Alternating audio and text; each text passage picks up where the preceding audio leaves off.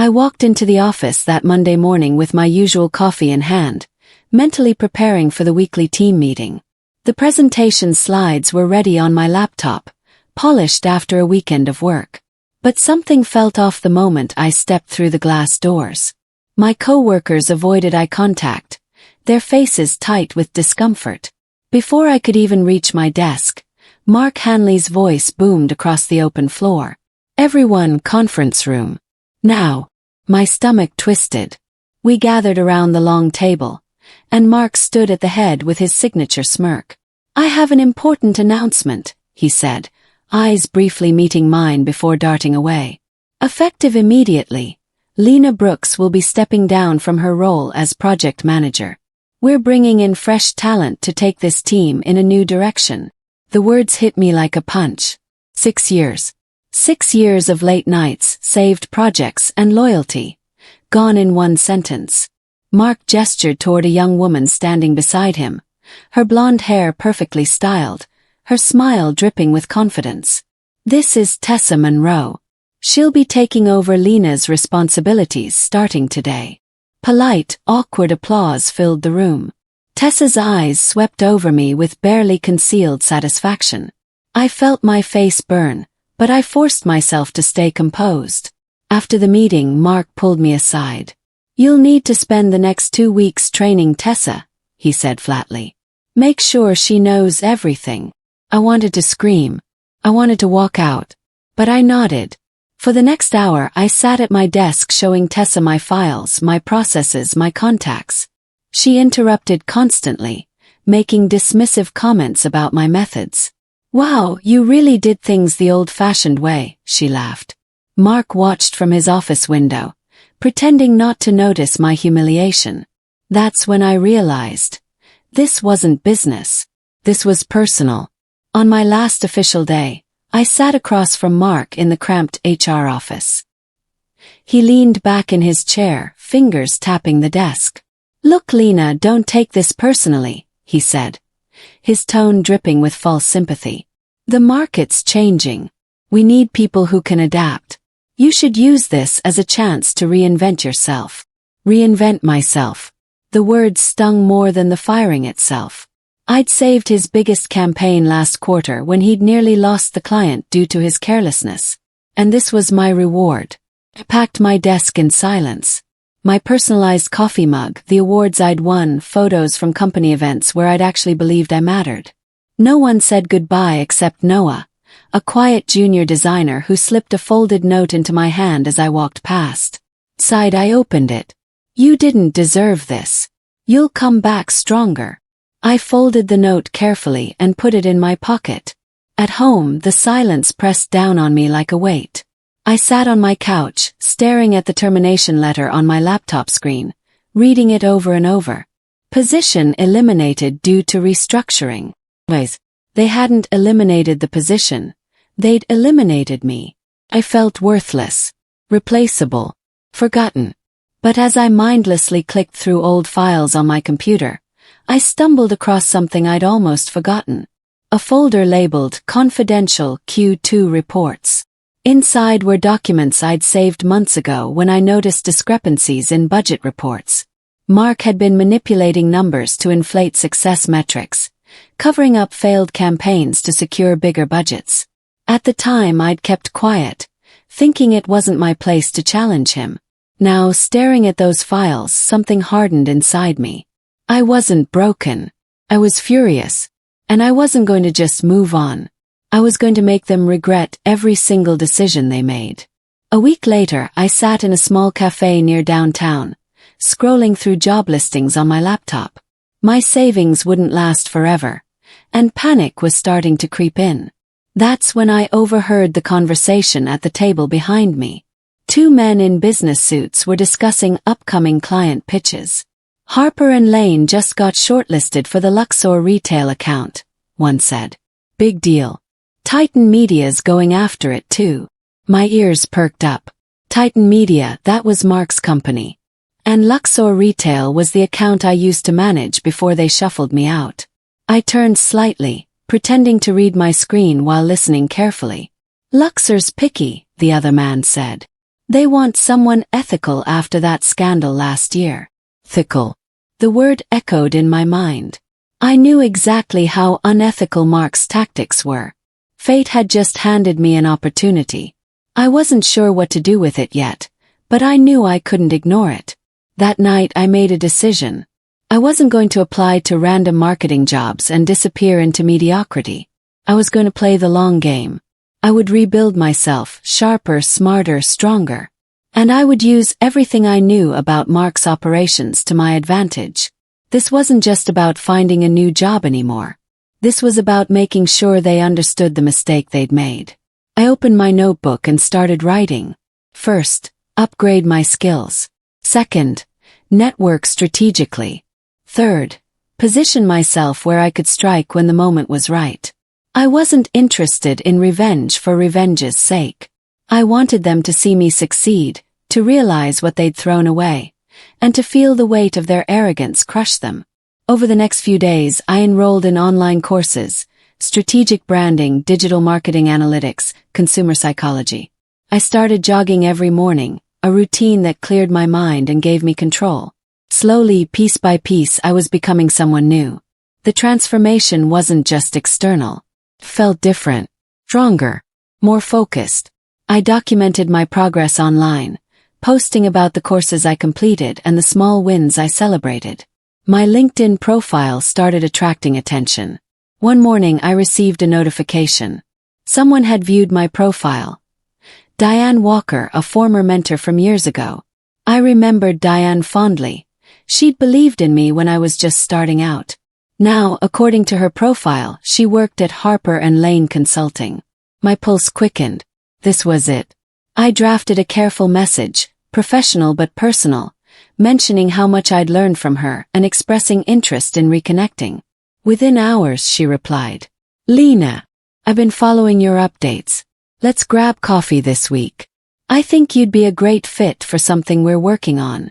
I stared at the message, my heart pounding. The universe was aligning. I wasn't just surviving anymore. I was positioning myself exactly where I needed to be. Diane and I met at a sleek downtown bistro. She looked polished and confident, every bit the senior consultant I remembered. We talked about my career, my skills, and what I'd been doing since leaving Titan. I didn't badmouth Mark or the company. I simply presented my abilities and what I could offer. Professionalism, I'd learned, spoke louder than bitterness. Diane leaned forward, her eyes sharp with interest. We're pitching a major luxury retail client next month, she said. Luxor Retail. We need someone with your experience and integrity. My breath caught. Luxor. The same client Titan was desperately trying to land. I'd love to be part of that, I said calmly, though inside I was screaming with excitement. Dan smiled. I'll talk to the partners. But between you and me, Lena, I think you're exactly what we need. As I walked out of that meeting, I felt something I hadn't felt in weeks. Power. I wasn't the discarded employee anymore. I was the secret weapon. 2 days later I received the call. Harper & Lane wanted to bring me on as a consulting strategist for the Luxor pitch. The offer was generous, the role respected, and the timing was perfect. Accepted immediately. My first day at Harper & Lane felt surreal. The office buzzed with energy, creativity, and respect. People listened when I spoke. My ideas weren't dismissed or stolen. This was what I deserved all along. During the onboarding meeting, the creative director outlined the pitch strategy. Luxor wants transparency and authenticity, he said. They've been burned before by agencies that overpromised. I nodded, absorbing every detail. I knew exactly how Mark operated. His shortcuts, his manipulations, his reliance on flashy presentations over substance. And I knew exactly how to counter every trick he'd try. This wasn't just about winning the pitch anymore. It was about showing Luxor the difference between real talent and hollow arrogance. And I was ready. As I studied Luxor's brand values and needs, memories of working with them flooded back. I'd built genuine relationships with their marketing team before Titan shuffled me aside. I knew their pain points, their goals, their frustrations with agencies that talked big but delivered little. Mark had always relied on aggressive tactics, promising unrealistic results, burying failures in vague language, dazzling clients with spectacle instead of strategy. I remembered the confidential files I'd saved. Budget manipulations, falsified campaign metrics, hidden failures. I didn't need to leak them yet. But knowing I had that ammunition gave me confidence. For now, my focus was simple. Prepare the best pitch possible. Ethical, authentic, data-driven. Everything Mark wasn't. One evening, as I worked late in the Harper & Lane office, Diane stopped by my desk. "You're really invested in this," she observed. Smiled. "This client deserves better than what they've been getting." She nodded approvingly. "That's exactly why you're here." 3 weeks into my new role, I attended a marketing summit downtown. The event was packed with industry professionals, and I'd registered to network and learn. But as I stood near the coffee station, I heard a familiar voice behind me. "Lena Brooks. Didn't expect to see you here." Turned. Mark stood there. His expression caught between surprise and discomfort. Tessa hovered beside him, her confidence from our first meeting noticeably dimmed. I smiled politely, the kind of smile that revealed nothing. "Mark, Tessa. Good to see you both." Mark forced a laugh. "So, what are you doing these days?" "Still looking." The condescension in his tone was obvious, but it didn't sting anymore. I met his eyes calmly. "Actually, I'm consulting now. Harper & Lane." His smile faltered. He knew that name. Everyone did. "Oh, that's great." I sipped my coffee. "You'll probably be seeing more of me. We're competing for some interesting clients." Tessa shifted uncomfortably. Mark's jaw tightened. "Well, good luck with that," he said stiffly. I walked away without another word, feeling his eyes burning into my back. The pitch war began officially when both firms were shortlisted. Titan Media versus Harper & Lane. Mark versus me. The tension in the industry was palpable. Colleagues whispered about the matchup, knowing the history between us even if they didn't know the details. Rumors began circulating about instability at Titan. Missed deadlines. Staff turnover. Internal chaos. Meanwhile, Harper & Lane worked seamlessly. Our team met daily, refining every slide, every talking point, every piece of data. I contributed insights that only someone with deep client knowledge could provide. Dan noticed. "You're driving this entire strategy," she said one afternoon. I shook my head modestly. "I'm just doing my part." But inside I knew the truth. I was the reason we were going to win. One evening, my phone buzzed with a message from an unknown number. When I opened it, I recognized the sender immediately. "Noah, my former coworker. Thought you'd want to see this," the message read.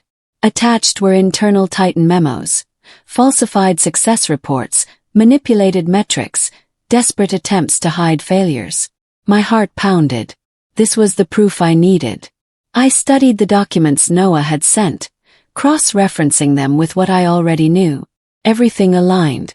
Mark had been lying to clients for months, inflating results to secure bigger contracts. The evidence was damning.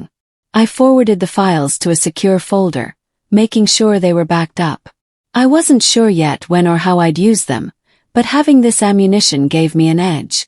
At our next strategy meeting, I subtly wove in language that would counter Mark's typical tactics.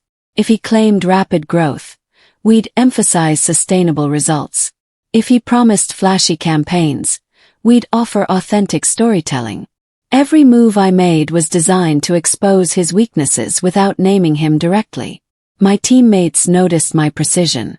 "You really understand how competitors think," the creative director commented. Smiled. "Let's just say I've seen enough bad strategies to know what works." The truth was simpler. I knew exactly how Mark thought because I'd watched him operate for 6 years. And now I was going to use that knowledge to destroy him. Late one night, scrolling through social media, I stumbled across a video that made my blood boil. Tessa had posted a TikTok mocking older employees who refused to evolve. The video showed her pretending to struggle with modern tools, captioned, "When your company finally upgrades from the dinosaurs." The comments were filled with laughing emojis. People tagged Titan Media's account approvingly. I recognized the jab immediately. It was aimed at me. For a moment, anger flared. Then I took a breath and closed the app. Let her mock me. Let her feel superior. She had no idea what was coming. The next morning, Diane mentioned the video. "Did you see what that girl from Titan posted?" I nodded calmly. "I did." She looked concerned. "Aren't you upset?" Smiled. "Not at all. People who spend their time mocking others usually don't see their own downfall coming." Diane studied me for a moment, then grinned. "You're playing chess while they're playing checkers." Exactly. And checkmate was coming soon. The night before the final pitch, I stood by my apartment window, staring out at the city lights.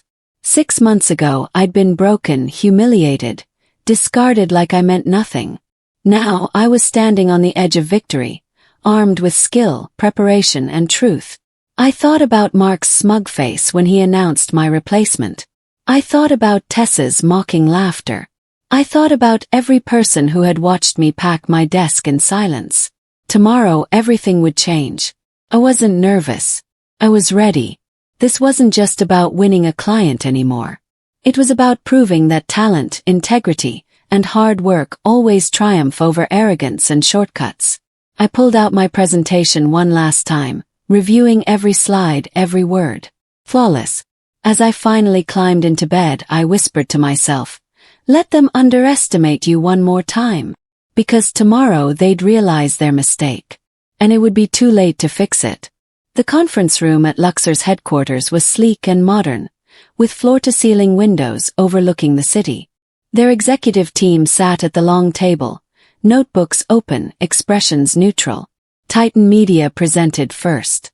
Mark strode in confidently, Tessa trailing behind with their materials. His presentation was exactly what I expected. Flashy graphics, bold promises, aggressive timelines. "We'll transform your brand visibility by 40% in 6 months, he declared. The executives took notes but seemed unimpressed. When he finished, polite applause filled the room. Then it was our turn. I walked in with Diane and our creative team, calm and composed. My presentation opened with a simple question. What does authenticity mean to your customers? For the next 30 minutes, I walked them through a strategy built on transparency, sustainable growth, and genuine storytelling. I used data, real data, to show how authentic campaigns outperformed gimmicky ones. I subtly referenced case studies that mirrored Titan's failures without naming them directly. The executives leaned forward, engaged. Questions flew. I answered each one with confidence and clarity. When we finished, the room felt different. Electric. I could see it in their eyes. We'd won. After the presentations, the Luxor team requested a private meeting with me. We gathered in a smaller conference room, just their marketing director and brand manager. "Your insights were impressive," the director said carefully. "But we need to ask, some of the issues you mentioned in your case studies. They sound familiar." I chose my words carefully. I've worked in this industry long enough to see patterns. Some agencies prioritize appearance over results. The data speaks for itself. The brand manager exchanged a glance with the director. "We've heard rumors about Titan Media. Inflated metrics. Budget inconsistencies." I remained professional. "I can't speak to rumors. But I can promise you that Harper & Lane operates with complete transparency." They nodded, clearly satisfied.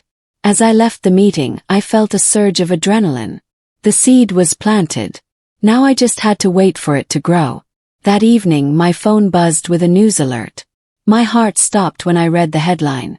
"Marketing firm under investigation for fraudulent reporting." The article detailed an anonymous leak of internal documents from Titan Media. Emails showing manipulated campaign results. Budget reports with falsified numbers. Client contracts secured through deceptive promises. Mark's name appeared on nearly every document. The industry exploded. Within hours, the story was everywhere. trade publications, social media, professional networks. Titan's reputation collapsed overnight. I stared at my phone, reading comment after comment from shocked colleagues. Part of me felt a twinge of guilt.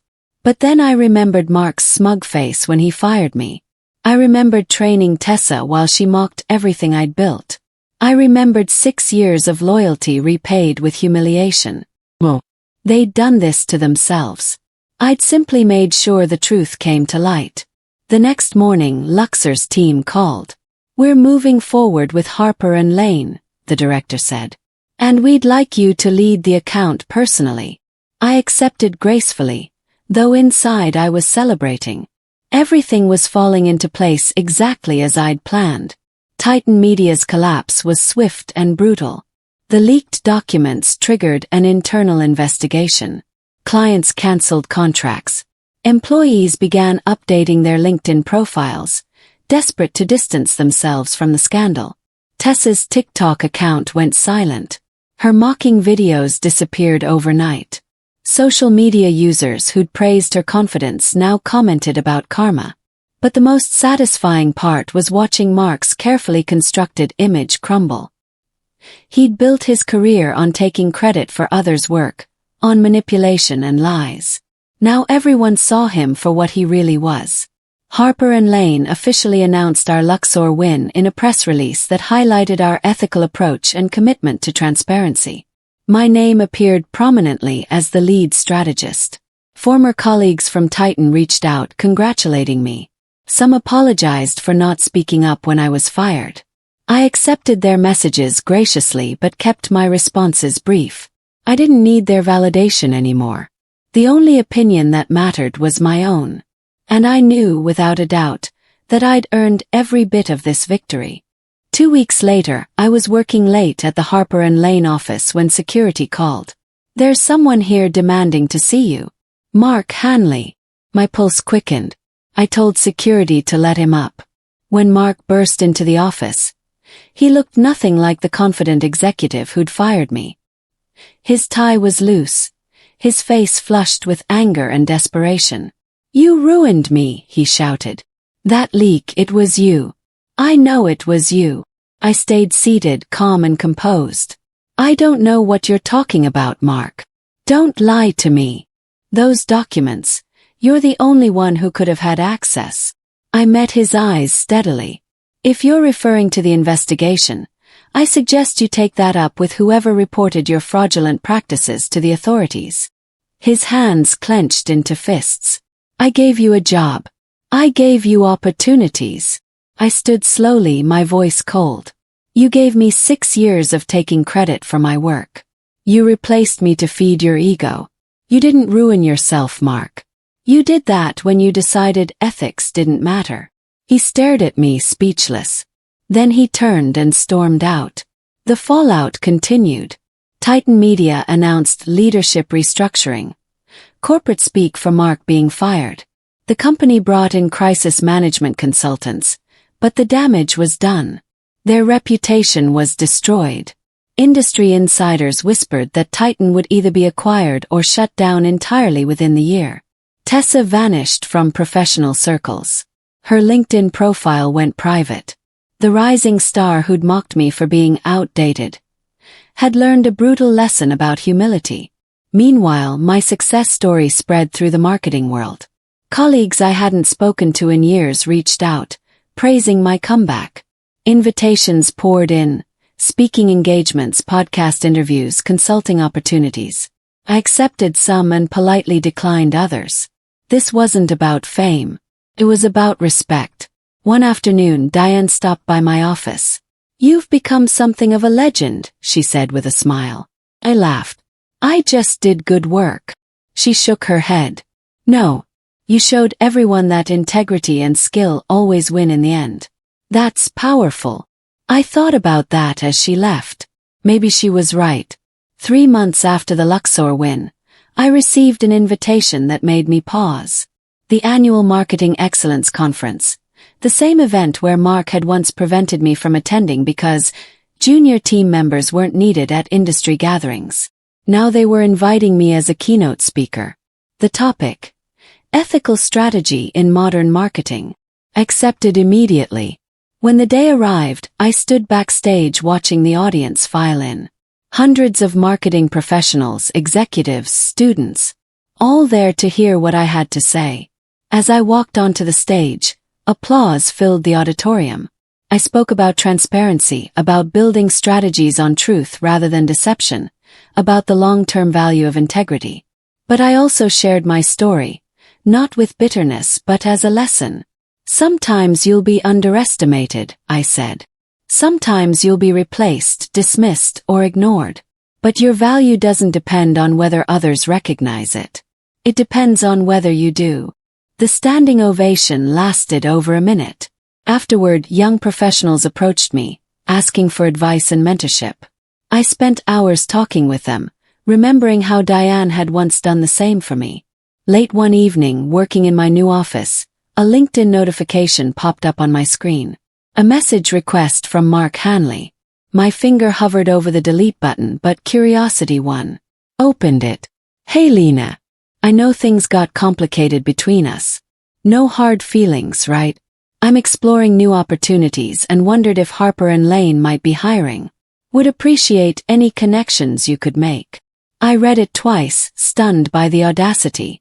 The man who'd publicly humiliated me, who'd tried to blame me for his own failures, was now asking me for help. For a moment I considered responding, explaining exactly how absurd his request was. But then I realized he already knew. This message was an act of desperation, not genuine connection. I clicked delete. No response was needed. The silence would speak louder than any words. I leaned back in my chair, a small smile playing on my lips. He'd sent me a message asking for a recommendation. And in a way, I'd already given him one. Just not the kind he wanted. 6 months after leaving Titan, I sat in my corner office at Harper & Lane, looking out at the city skyline. The view was spectacular. Floor-to-ceiling windows, modern furniture, walls decorated with awards and recognition. But the real satisfaction wasn't in the office or the title. It was in the peace I felt. I'd proven to myself that I could rise after being knocked down. That my worth wasn't determined by someone else's opinion. That patience and strategy always beat impulsive anger. My phone buzzed with a text from Noah, who'd recently joined Harper & Lane's design team. Coffee later. Want to discuss the new campaign. Smiled. Noah had been the only one brave enough to support me during my darkest moment. Now we were colleagues again, but this time in a place that valued both of us. I thought about Mark wherever he was now. About Tessa, trying to rebuild a career she'd damaged through arrogance. I didn't wish them harm anymore. Their downfall had never been my goal. Their recognition of their mistake had been. And that I'd achieved completely. I whispered to myself. Never again. Never again would I let anyone make me feel worthless. Looking back now, I realize that being fired was the best thing that ever happened to me. It forced me to see my own value, to stop waiting for validation from people who didn't deserve to give it. Mark taught me an important lesson, though not the one he intended.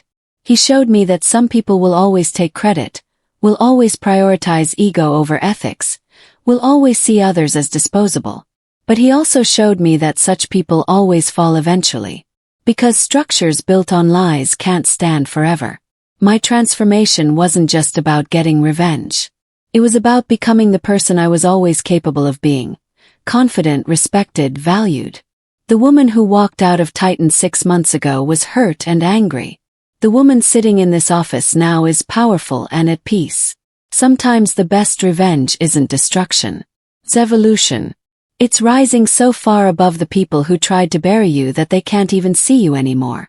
As I closed my laptop that evening, preparing to head home, I glanced once more at my reflection in the window. Smiled. Let them underestimate you, I thought. Let them replace you. Because when you rise, they'll realize too late that they didn't break you. They taught you how to win. If you love this story, please subscribe to this channel and also like and share as I bring more exciting stories to you.